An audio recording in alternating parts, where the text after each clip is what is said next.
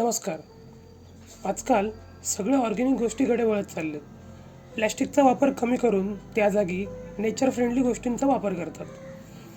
अशीच एक प्लॅस्टिकची रिप्लेसमेंट म्हणजे लुफा स्क्रबर. नॉर्मली नायलॉन आणि पॉलियुरेथेन सारखे केमिकल्स वापरून बॉडी स्क्रबर तयार करतात. नायलॉन आणि पॉलियुरेथेनला मातीत मिसळून जायला किंवा मातीमध्ये डिकंपोज होण्यासाठी 40 ते 50 वर्षे लागतात. म्हणून नेचर फ्रेंडली लुफा स्क्रबरचा शोध लावला गेला. स्पंज ग्राउंड किंवा घोसाळ्याच्या फळापासून हा स्क्रबर तयार करतात. पण मी एक गोष्ट नोटीस केली, ती म्हणजे अजूनही सामान्य जनतेला याबाबतीत एवढी माहिती नाही आहे. अजूनही दुकानांमध्ये हा लुफा स्क्रबर आढळून नाही आहेत. त्यामुळे ह्याची विक्री फक्त ॲमेझॉन, फ्लिपकार्टसारख्या प्लॅटफॉर्मवरनं होते. म्हणून कोणतीही गोष्ट आउटसोर्स न करता आम्ही लुफा स्वतः तयार करायचा विचार केला, जेणेकरून आमच्या थ्रू ते बहुतांशी लोकांपर्यंत पोहोचू शकेल. तर लुफा किंवा स्पंज ग्राउंडच्या प्लांटेशनसाठी आपण हा एरिया सिलेक्ट केलेला आहे. इथे आम्ही आत्ता विटा रचून हा चौकोन तयार केलेला आहे आणि याच्यामध्ये माती आणि शेणखत वगैरे टाकल्यानंतर तिथे आपण लुफा किंवा स्पंज ग्राउंड किंवा मराठीमध्ये त्याला म्हणतात घोसाळ्याच्या बिया आपण याच्यामध्ये टाकणार आहोत आणि ते ग्रो करणार आहोत.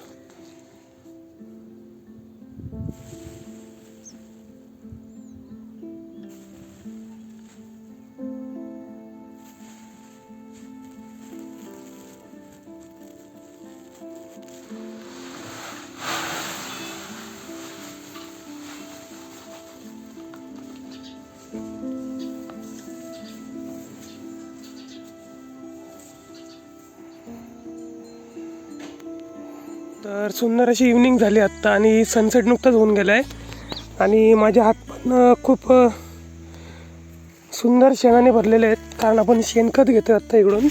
शेणखत म्हणजे जे कावडण असतं, म्हणजे गाईचं किंवा बैलाचं शेण असतं, त्याला असं डंप करून ठेवतात आणि त्याला आतल्या डिकंपोज करण्यासाठी सोडून देतात शेतकरी लोक.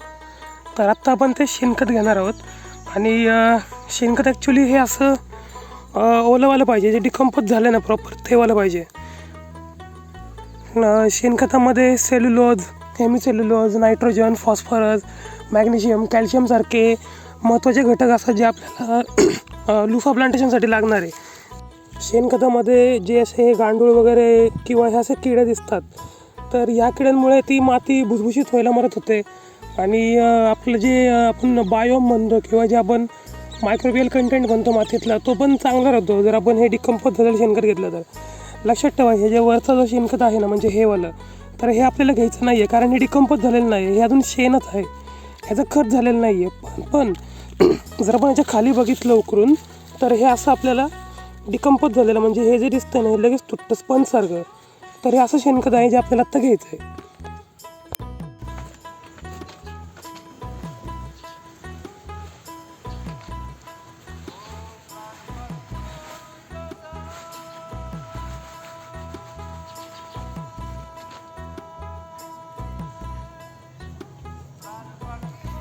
तर आता आपलं मातीमध्ये खत टाकून झालेलं आहे.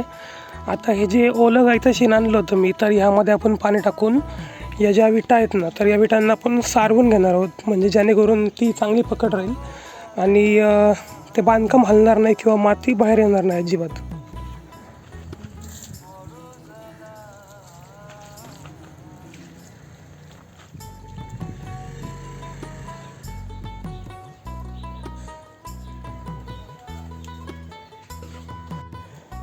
तर आपल्याकडे या स्पंज ग्राउंडच्या बिया आहेत. स्पंज ग्राउंड म्हणजेच घोसाळा किंवा लुफाच्या बिया आहे आणि आपण हे तिकडे पेरणार आहोत आता. तर पॅकेट ओपन केल्यावरती या अशा काही काळ्या बिया निघाल्या. उसा स्नेहा नावाची ही व्हरायटी आहे.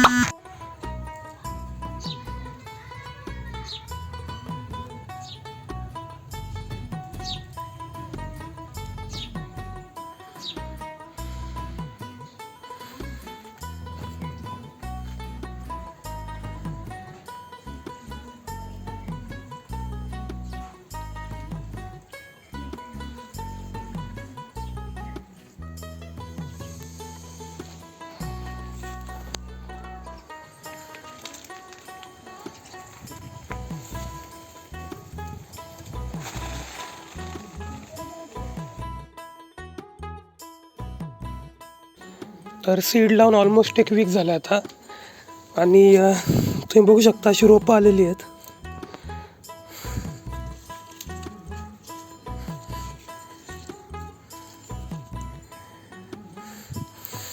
याचा खूप मोठा वेल होतो. सो त्याला नंतर मग स्पंज ग्राउंड लागतात, ज्याला ड्राय करून आपण लुफा तयार करणार आहोत.